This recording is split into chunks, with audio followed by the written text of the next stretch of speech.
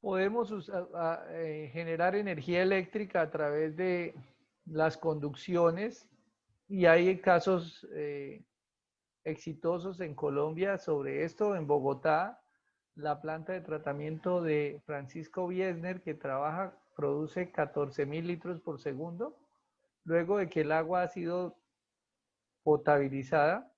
Como la planta queda en La Calera, que es un lugar bastante alto con relación a la ciudad de Bogotá, la tubería que conduce el agua desde la planta hasta el municipio pasa a través de una estación de generación eléctrica o una hidroeléctrica que se llama San Diego, y como el agua no sufre ningún proceso dentro, digamos, dentro de esta estación de generación o esta hidroeléctrica, porque lo único que se necesita es que el agua traiga una presión y esta presión se logra es por la diferencia de niveles.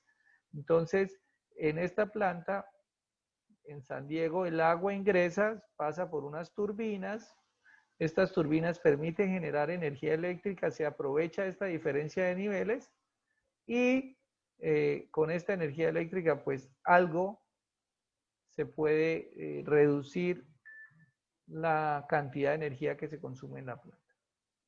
Aquí hay un mapa de riesgos, que era lo que les decía hace un rato, que lo debe realizar la Secretaría de Salud, con el fin de establecer si esa agua se puede consumir. Aquí hay una cosa que habla del IRCA, que ya lo vimos la clase anterior, que espero que haya quedado claro. Y pues ya, creo que aquí ya debemos empezar. Hay que caracterizar un agua cruda, pues qué parámetros hay que caracterizar: temperatura, conductividad, turbiedad, alcalinidad, bueno, los parámetros mínimos, nitrógeno y fósforo. Hay unos parámetros que no los puedo remover con el tratamiento. Entonces, por ejemplo, si mi agua tiene, qué sé yo, cloruros y están por encima de la norma, yo no los puedo retirar. Entonces, yo no puedo usar esa agua para consumo humano. Entonces, por eso es importante, eh, cuando uno está escogiendo el sistema o la fuente de agua, pues siempre hay que hacerle una caracterización. Porque hay unos parámetros que yo no los puedo remover. Por ejemplo, el sulfato, la resolución 2115 dice que debe ser máximo 250. Y si mi agua de mi fuente superficial tiene 500, pues no puedo hacer nada. Mi tratamiento no remueve sulfatos. Entonces, olvídese que voy a usar esa agua. Puede que la dureza sí se remueva. Hay unos procesos de tratamiento que remueven dureza, la turbiedad sí se remueve, el pH se puede acoplar, pero hay otros parámetros que no se pueden mover. Bueno,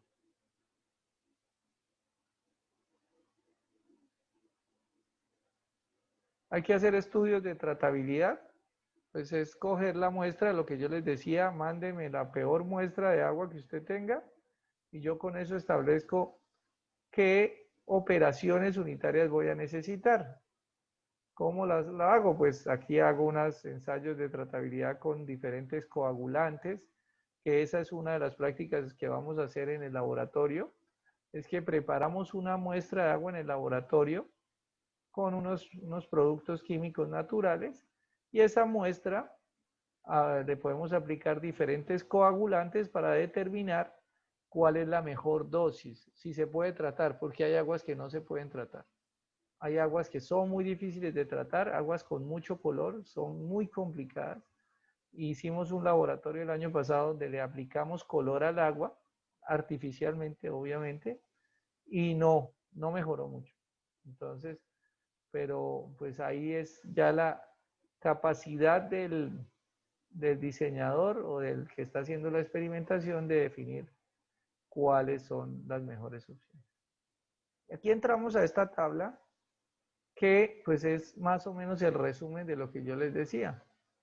Entonces, que dependiendo de los parámetros, qué proceso o qué operación debo hacer. Aquí hay tecnologías, porque es que hay unas que son solo operaciones unitarias y hay otros que son procesos unitarios, que si recuerdan la primera clase yo les decía que la diferencia entre el uno y el otro es que hayan reacciones químicas. Si hay reacciones químicas se conocen como procesos unitarios y si no hay reacciones son operaciones unitarias. Entonces, pues Normalmente lo que vamos a encontrar es que la mayoría de los elementos se remueven con estos procesos de coagulación, floculación, sedimentación. Vamos a tener pendientes, por favor, estén siempre pendientes de estos tres, y luego la filtración y la desinfección, que no sé si aparezca por acá. Bueno, la desinfección es la misma oxidación química. Hay algunos casos donde yo puedo hacer primero, por ejemplo, oxidación, o la puedo hacer antes o la puedo hacer después. Eso se llama por ejemplo, puedo hacer precloración o puedo hacer postcloración. Pero fíjense que los contaminantes naturales que tiene el agua se van a remover con estos dos procesos: coagulación, floculación y filtración.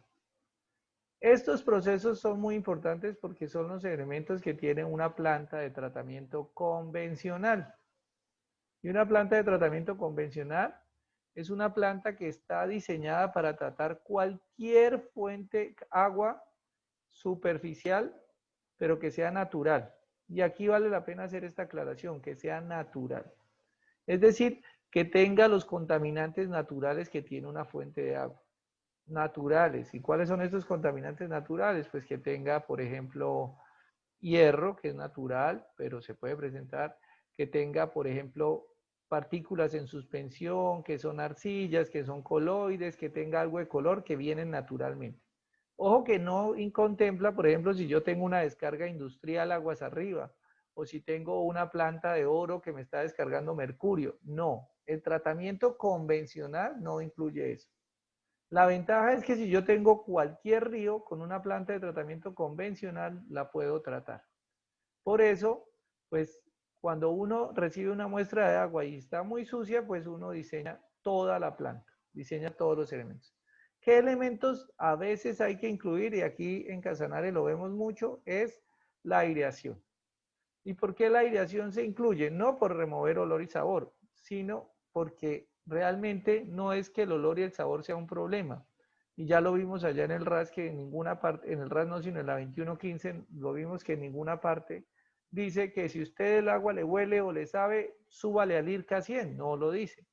Lo que pasa es que normalmente este olor y este sabor se produce es cuando hay hierro, y si nosotros miramos acá, si hay hierro, ahí me va a pedir, mírelo acá, hierro y manganeso.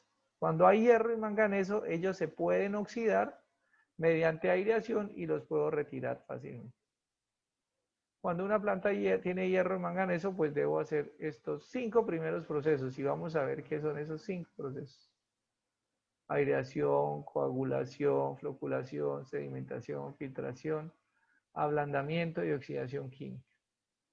Fíjense que aquí para adelante hay unos que no los vamos a usar, porque esto ya yo lo llamo como filtración avanzada: microfiltración, ultrafiltración, nanofiltración, ósmosis inversa. Y estos ya son unas resinas que son diferentes, y filtración por absorción, filtración por optimizar. De aquí para allá no se utiliza. ¿Cuál es la diferencia entre la micro, la ultra, la nano y la ósmosis inversa? Es el tamaño del poro. Entonces, en microfiltración nosotros tenemos un tamiz o una malla que tiene un tamaño de poro de 10 micras. Cuando hablamos de ultrafiltración es de 0.1 micras, o sea, entre esta y esta hay 100 órdenes de magnitud. Y nanofiltración es de 1 nanómetro, es decir, de 0,001 micra. Ósmosis inversa es una resina especial, una membrana especial que trabaja mediante el proceso de ósmosis inversa, y para el trabajo de esto se requieren altas presiones. Esto no los vamos a mencionar por ahora, creería yo, porque el tiempo no nos alcanza. Pero sí vamos a hablar de estos. Vamos a hablar mucho de estos, y dependiendo del avance del curso, pues muy seguramente hablemos de los demás. Pero aquí lo que me está diciendo es que la gran mayoría de los elementos yo los puedo retirar con estos, que son más económicos. Fíjense que todo lo puedo retirar con ósmosis inversa. Aquí, un agua que tenga cualquier elemento, Lo puedo retirar con ósmosis inversa, mire, todo lo puedo retirar con ósmosis inversa. Pero ósmosis inversa es lo más caro que hay. Y no lo dice acá, pero yo para someter un agua a ósmosis inversa tengo que someterla a todos los otros procesos. Porque si yo cojo un agua del río Cravosur sucia y la meto a una membrana de ósmosis inversa, la membrana me va a durar 2 días y ya se satura. Porque la membrana, el éxito y la durabilidad de una membrana de ósmosis inversa es que la calidad del agua sea muy buena. No debe tener material particulado, no debe tener hidrocarburos, no debe tener grasas, no debe tener aceites, no debe tener absolutamente nada. Entonces, para yo insertar o ingresar un agua a una membrana de ósmosis inversa, tuve que haberla sometido a coagulación, floculación, sedimentación, filtración, microfiltración, ultrafiltración, nanofiltración no es necesario, pero todos estos procesos para meter la ósmosis inversa, porque si la ingreso sin hacer todo esto, pues voy a saturar la membrana muy rápidamente. Para los contaminantes básicos, como es la turbiedad, como lo son los sólidos suspendidos, como es el color, fíjese que con coagulación, floculación y filtración es más que suficiente. Hay algunos metales pesados, recuerden que algunos de estos son las sustancias de interés sanitario, algunas se pueden remover. ¿Recuerdan los del artículo 5 que hablamos la clase anterior en el IRCA? Las del artículo 5 son metales pesados que no deben haber en el agua, algunos se pueden remover, pero fíjese que mercurio se puede remover con oxidación química. Venga a ver, es la 1, 2, 3, la 4. Ablandamiento. Casi muchos de esa es la forma como retiramos metales pesados, pero no en agua potable. Ay, ahora me entró sudor en los ojos. Nosotros retiramos metales pesados, no se retira en agua potable, se retira es en aguas industriales. Y en aguas industriales se hace esto que es el ablandamiento. Fíjense que casi todos los metales se retiran con ablandamiento. El ablandamiento no es más que agregar o subirle el pH a valores altos para poder precipitar todos esos metales. Entonces, un ejemplo típico de una planta que utiliza ablandamiento es la planta del relleno sanitario Doña Juana, que es una planta que tiene un proceso físico-químico donde se le sube el pH del agua hasta valores cercanos a 13. Al subir el agua a valores de 13, el pH a valores de 13, todos los metales se precipitan como sales. Y entonces, pues ya el agua no va a tener estos metales pesados. ¿Y de dónde salen estos metales pesados del lixiviado? Pues precisamente del lixiviado de la basura, porque en la basura hay equipos de sonido, hay tarjetas electrónicas, hay pilas, hay radiografías, bueno, hay cuanta pichera hay, y el agua, que es el solvente universal, pues el agua los va a estar redisolviendo y se los va a estar llevando. Entonces, ablandamiento se usa, pero es en aguas contaminadas industrialmente. En el resto, los contaminantes normales se pueden retirar con coagulación, floculación, sedimentación y filtración. Si tenemos hierro, pues proponemos un sistema previo de aireación. Si tenemos dureza, pues hacemos ablandamiento, pero esta dureza, este ablandamiento es para dureza, que es un contaminante normal que uno encuentra y no es tan grave. ¿Qué más? Mire que para cloruros, un ejemplo típico de agua de mar, cloruros no se pueden tratar, sino con ósmosis inversa. No hay más, o electrodiálisis. Yo no puedo tratar el agua de mar así tenga una planta muy buena de esto. No me sirve para nada, porque mire lo que pasa, nada, solo me va a tratar la ósmosis inversa, me va a retirar cloruros en el agua. ¿En qué momento o en dónde necesitan usar ósmosis inversa? Pues por ejemplo en San Andrés. En San Andrés es una ciudad que produce muy poca agua dulce porque como el área es tan pequeña, no llueve lo suficiente, entonces ellos tienen que sacar del agua de mar, desalinizarla, sacarle los cloruros para poderla consumir. Y sin embargo, pues cuando uno vaya a San Andrés, la ducha es muy aburridora porque uno queda pegajoso. El agua cuando uno se baña la boca es salada, o sea, es muy poca el agua dulce que uno encuentra.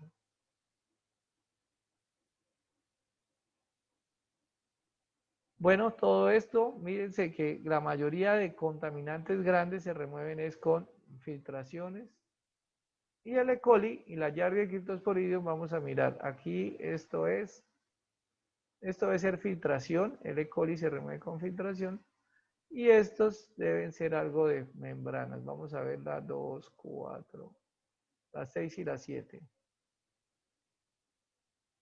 2, 4, la 6 y la 7. Microfiltración y ultrafiltración.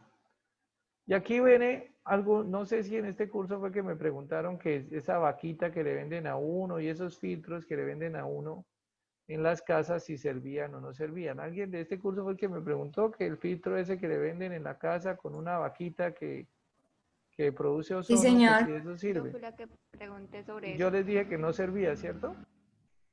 Sí, señor. Y les digo por qué no sirve. Porque cuando a uno le venden esos aparatos le venden es con una membrana de microfiltración.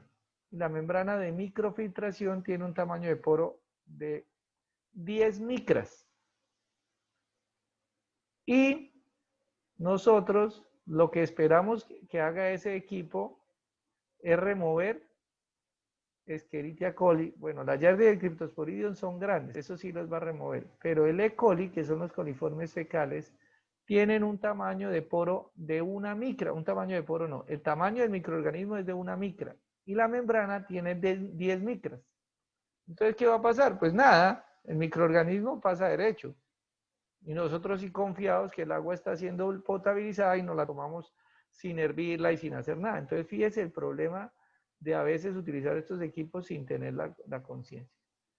Las otras membranas, estas membranas sí sirven, que son las membranas de ultrafiltración. ¿Y por qué sirven las de ultrafiltración? Porque las de ultrafiltración tienen un tamaño de poro de 0,1 micra. Y como los microorganismos son de una micra, pues obviamente ahí sí las va a retener. Pero aparece el problema de los virus, que son del tamaño de 0,1 micras. Entonces, hay que tener mucho cuidado con esos aparatejos.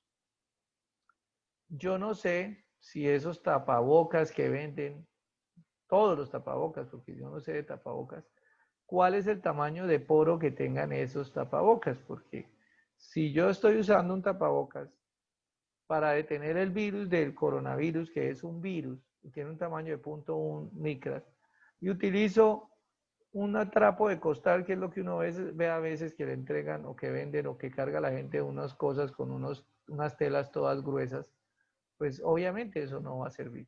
Entonces ahí les queda la inquietud. La aireación es un proceso, aquí nos está diciendo los criterios de diseño de aireación, que se utiliza para oxidar, ya les he dicho que se utiliza para oxidar el hierro. ¿Por qué se utiliza para oxidar el hierro? Porque el hierro, cuando está en los pozos profundos o en los acuíferos, está en una forma soluble porque allá no hay oxígeno. Cuando el hierro sale al ambiente, pues yo puedo esperar a que el hierro se oxide en el sanitario o en el enchape del tanque lavadero y me queda el tanque lavadero todo amarillo, o mediante un proceso de aireación remuevo el hierro, hago mi tratamiento y luego, cuando ya llega al lavadero, al sanitario o a todo el elemento que necesite, pues ya no va a haber esta presencia del hierro. He visto en muchas plantas, en diferentes veredas y en diferentes municipios, a veces uno va a las fincas muy antiguas acá de las que están en sabana, uno encuentra que hay un cementerio de plantas de tratamiento. Yo no sé si ustedes lo han visto, donde hay una planta y luego al lado hay otra, y todas esas plantas ninguna sirve. Y la razón es porque el hierro es difícil de remover, y si usted utiliza procesos de filtración, pues no va a remover el hierro. ¿Y por qué no lo va a remover? Porque cuando el agua sale del acuífero, el hierro está en forma soluble. Si usted pasa el agua a través de un filtro, pues no se va a filtrar, porque es que para filtrar algo necesitamos es que esté insoluble. Entonces, ¿qué es lo que he observado en muchas plantas de tratamiento para veredas y para acueductos y para viviendas rurales? Pues que le dicen, ay, pues a ustedes le vamos a regalar, porque como lo que he regalado, pues caballo regalado no se le mira el colmillo, le dicen, pues como a usted le vamos a regalar una planta, pues usted como tiene hierro no pasa nada, eso vamos a hacer una plantica y unos filtros, que eso es bonito. ¿Y qué pasa con el hierro? Pues el hierro sale del acuífero, pasa por los filtros, no se sedimentó nada porque el hierro está insoluble y llega al tanque de almacenamiento, y en el tanque de almacenamiento, pues como ahí está el aire, pues ese hierro que pasó por los filtros porque era insoluble, pues ahora sí se va a precipitar y nuevamente tenemos el problema. Entonces, esos son unos errores de concepción, de falta de entendimiento de los procesos que vemos mucho en muchas entidades del sector público y también las vemos en las entidades del sector privado. Yo cuando llegué a Casanare en el año 98, yo creía que las petroleras contrataban a los mejores profesionales del país porque pues eran las petroleras, y en últimas me di cuenta que eso era pura mierda. Finalmente contratan a los que son amigos del uno o del otro, igual que contratan en los municipios. Y uno encontraba unas cosas con las compañías, porque yo en el año 2001 y 2002 trabajé en Corporinoquia, cuando yo llegué a hacer la maestría. Y pues me fui a Corporinoquia a trabajar en el sector hidrocarburos y veía unas cosas que uno dice, pues ¿cómo puede pasar esto en el sector privado? Pues porque también en el sector privado contratan a gente que no sabe. Igual que en el sector público, contratan a gente que no sabe, a veces porque el contratista es el amigo del...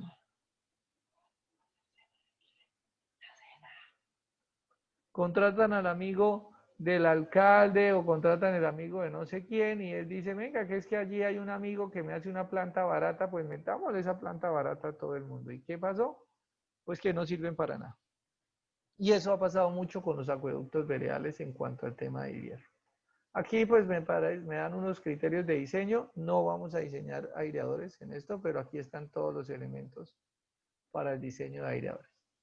Inge, Señora, su merced dice que el hierro es dañino que se libere al aire, ¿cierto? no, es dañino cuando le dan a uno con una varilla, de resto no. Porque es No, que pues yo he ido a una empresa de planta de tratamiento de aguas residuales y pues allá ellos tienen el campo de aireación, ellos lo hacen a cielo abierto. pero, pero están regando agua residual doméstica y eso no tiene hierro. Ahí lo que están haciendo es contaminando el suelo, pero eso no tiene, eso no, digamos, si está autorizado por Corporinoquia, pues se supone que está bien. Ríos William, levanta la mano. ¿Qué quiere Ríos William? Dos cosas. La primera era que, no sé si lo entendí bien, su merced no dijo algo de emitirlo al aire, sino que poner el agua en contacto con el aire hace que el oxígeno del aire oxide y precipite el hierro.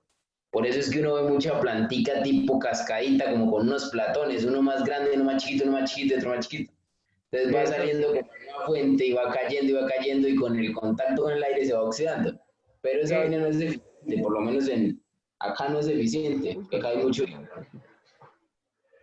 Efectivamente, no es eficiente si tiene mucho hierro. Y la otra, está bueno el pan, y sí se ve que está bueno. La otra, Inge, los coliformes termotolerantes y los coliformes fecales son los mismos. No. Yo no sé si habrá coliformes termotolerantes, pero los fecales, la temperatura de los coliformes fecales es más o menos, ellos son viables a la temperatura de las personas. Están entre 36 y más o menos 40 grados centígrados. Ya cuando uno le sube la temperatura más, ellos se mueren. Entonces, por eso es que, por ejemplo, la leche pasteurizada que se sube a 70 grados centígrados durante una fracción de segundos, esa leche ya queda totalmente inmune, queda totalmente esterilizada porque esos microorganismos malos no son capaces de aguantar esas temperaturas tan altas. Entonces, los coliformes que son de origen animal y que son los fecales más que todo que son de origen humano, pues ellos están en condiciones de la temperatura de las personas.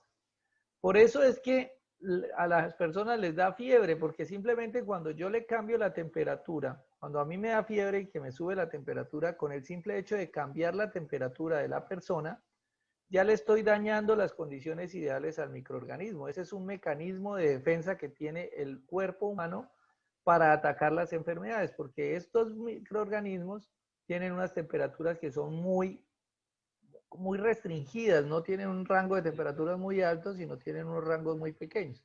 Entonces, la persona, darle fiebre, lo que está haciendo es cambiarle las condiciones ideales de este microorganismo para que pues, la persona se pueda recuperar.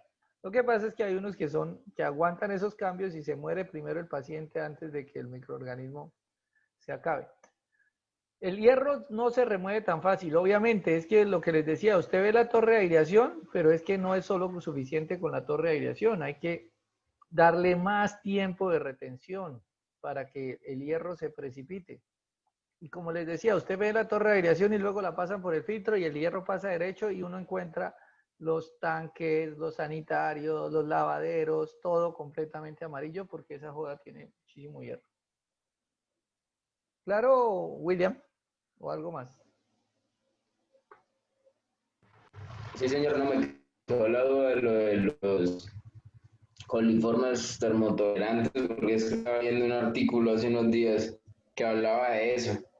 Entonces decía que era como una modificación de los fecales y que pues obviamente se fermentaban a temperaturas como de 40 o 44 grados. Entonces pues eso digamos que en determinado momento llega a ser mucho más complicado los procesos de desinfección de agua. No, no porque es que la desinfección no se hace con temperatura. La desinfección se hace es con óxidos, con el cloro. Entonces, no importa si el microorganismo aguanta o no aguanta la temperatura, porque lo que pasa es que el cloro viene y rompe la pared celular del microorganismo y pues ahí sí no hay nada que hacer. Entonces, que sea termotolerante o no, pues no tiene ningún problema. Lo que sí es que, por ejemplo, la Giardia y el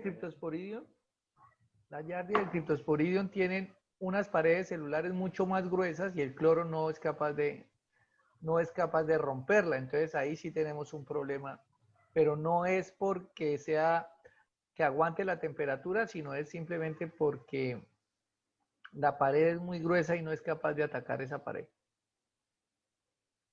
O sea que el problema sería más como, digamos, ambiental sobre los ríos, que digamos se pueden desarrollar los coliformes en ambientes diferentes a los que se desarrollan normalmente, al resistir mayores temperaturas.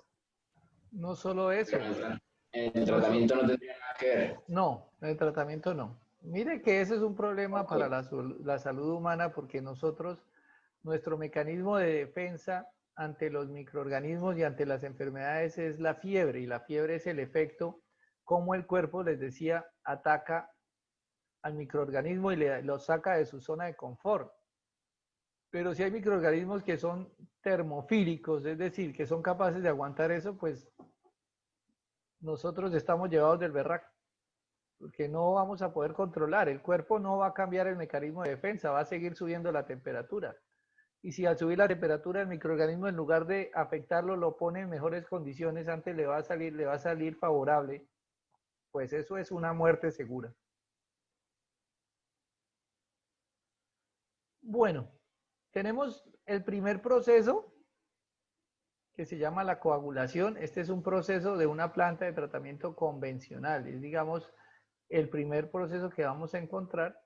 Y aquí hay unos parámetros de diseño que es importante que los tengan. La teoría de coagulación no la vamos a ver todavía. Vamos a entrar en las próximas clases etapa por etapa y vamos a ver qué sucede en cada una de ellas. Pero aquí, como estamos viendo la resolución, pues vamos a ver algo de los criterios de diseño y los parámetros de diseño para que los tengan muy en cuenta. Entonces, normalmente nosotros encontramos son mezcladores tipo hidráulico. Los mecánicos, pues por lo que ustedes se dan cuenta que tienen mucho tiempo y eso pues no es económicamente viable para una planta porque tener el agua mucho tiempo ahí agitándose, eso vale plata. El mecanismo hidráulico se conoce como la canaleta Parshall, que es una de las prácticas que vamos a hacer en el laboratorio también. Vamos a hacer una práctica con una canaleta Parshall. Y aquí hablan del gradiente. El gradiente debe estar entre 1000 y 2000 y el tiempo de retención menos a 1 segundo. Y pues aquí lo mencionan esto acá, no dicen por qué, pero finalmente esto de 1 segundo principalmente es debido a que coagulante tiene unas reacciones de polimerización que son muy rápidas. Y si yo no hago que este coagulante reaccione con la masa de agua en menos de un segundo, pues él va a empezar a reaccionar yo con yo, como dijo la reina, hombre con hombre, mujer con mujer y viceversa. Entonces aquí yo no necesito que el coagulante reaccione con él mismo porque lo estoy perdiendo, estoy botando la plata a la basura. Entonces, este proceso de coagulación requiere estas condiciones especiales, es para que el uso del coagulante, que normalmente se llama sulfato de aluminio, pues se aproveche al máximo.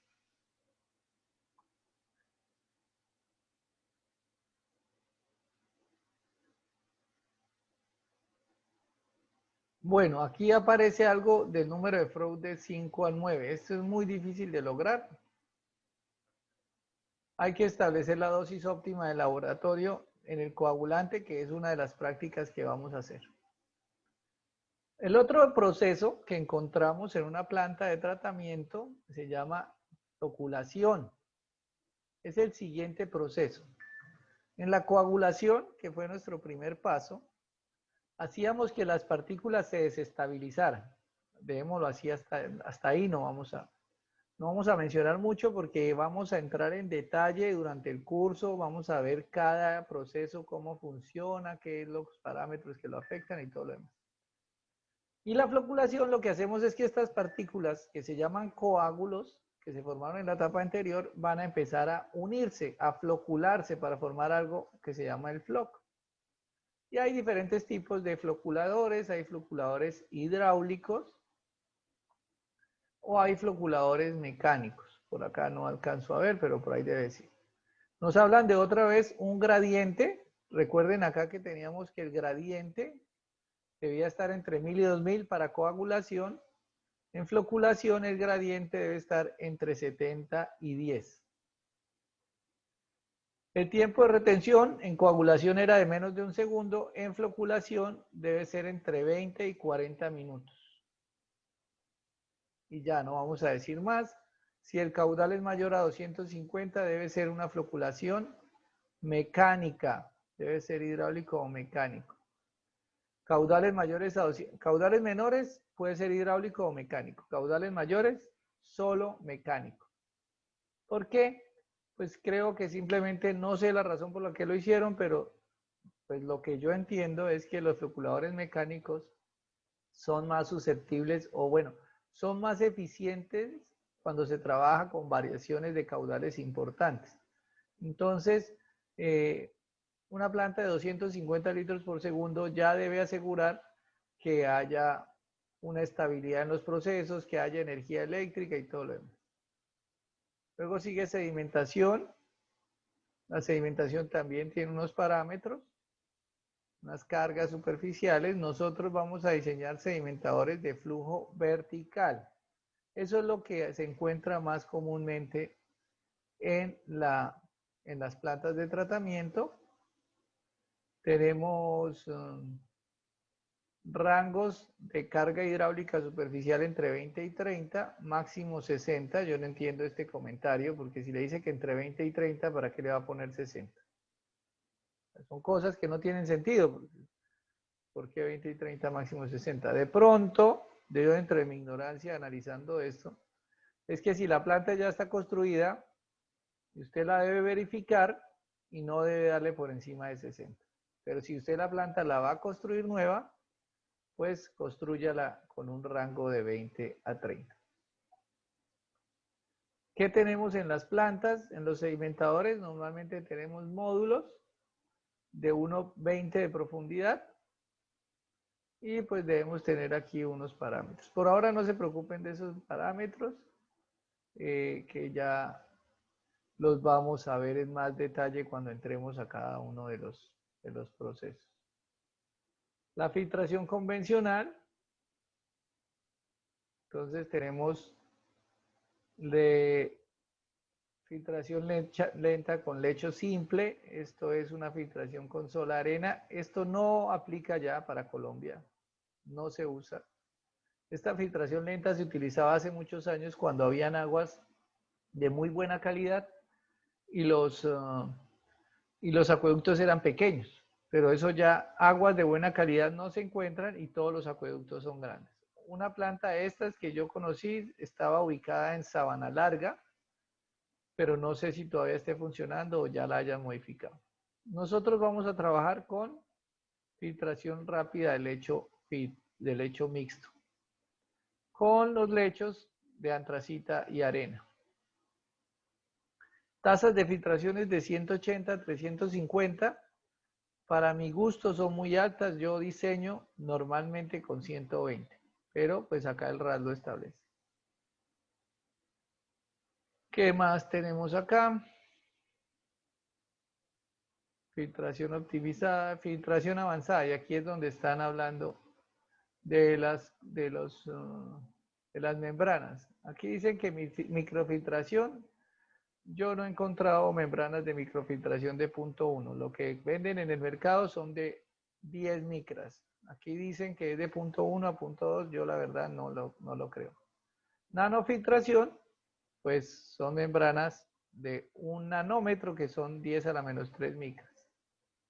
Y óxido, ósmosis inversa, no, eso tampoco es tan bajito. Ablandamiento, pues es un problema es un mecanismo donde se sube el pH. Tampoco se usa muy comúnmente en aguas porque, o sea, uno no va a usar un agua que esté contaminada, uno no va a usar un agua dura para agua potable. Uno usa la mejor agua, ahí busca, como hicieron, por ejemplo, en Tauramena. En Tauramena, cuando construyeron el acueducto, pues allá había mucho dinero y fueron y buscaron el yacimiento donde nace el agua y ahí fue donde metieron el tubo. Entonces ahí es un agua muy buena que no requiere mucho tratamiento. Si hay que ablandar el agua, porque por alguna razón tiene dureza, por eso se llama ablandamiento, para quitarle la dureza. Entonces lo que hace uno es agregarle cal o carbonato de calcio. Pero ya les digo, estos son procesos que no se usan. La oxidación química sí se usa porque la resolución 2115 pide que debe haber un residual de cloro. Entonces, por eso aquí mencionan al cloro gaseoso o al dióxido de cloro. Bueno, todos estos elementos que tienen cloro, hidróxido de sodio, hipoclorito de calcio, cloro gaseoso o dióxido de cloro. Estos son los únicos que se te pueden usar para cumplir con la resolución 2115. Ni el ozono, ni el permanganato, ni el peróxido, ni la luz ultravioleta, ni ninguno de esos otros sirve porque no tienen residual de cloro. Y al no tener residual de cloro, pues no cumple la norma. Y si ustedes hicieron el ejercicio y aprendieron y estudiaron, si no hay el cloro dentro de las condiciones que dice, de una vez le ponen 15 puntos malos. Ya le dan un IRCA de 15. Entonces, a pesar de que el RAS los menciona, no se pueden usar. Bueno, yo los puedo usar, pero igual me toca aplicar cloro. Entonces es un negocio pendejo yo ponerme a usar peróxido o usar ozono, si igual me toca echarle cloro. Entonces eso no ha servido. Y aquí hablan de otras cosas, intercambio iónico, filtración por absorción, bueno, desinfección nuevamente. Aquí hablan de ozono o luz ultravioleta, que son los otros dos mecanismos para eliminar los microorganismos. Pero nuevamente no se pueden usar en agua potable porque no cumple la resolución. ¿En dónde sí se utiliza? Estos se utilizan muchísimo en aguas embotelladas. La ozonización y la radiación ultravioleta. ¿Por qué en aguas embotelladas lo puedo usar? Porque simplemente yo aplico el ozono y la botella queda cerrada. Es más, puedo tener la botella sellada y le aplico el ozono. No, me equivoco, perdón, la luz ultravioleta sí se la puedo aplicar. El ozono no, porque el ozono sí tiene que estar dentro del agua. Pero, por ejemplo, luz ultravioleta ya tengo la botella, el envase, pero tampoco lo recomiendo porque el cloro, el envase reacciona, o sea, el plástico va a reaccionar